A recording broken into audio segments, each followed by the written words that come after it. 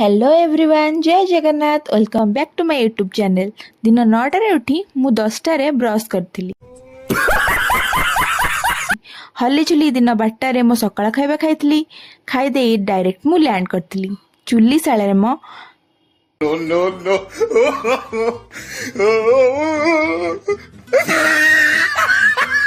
लगी जाइथिली chicken preparation रे। समस्त तो जानी थिबे चिकन केमिति बना हुए।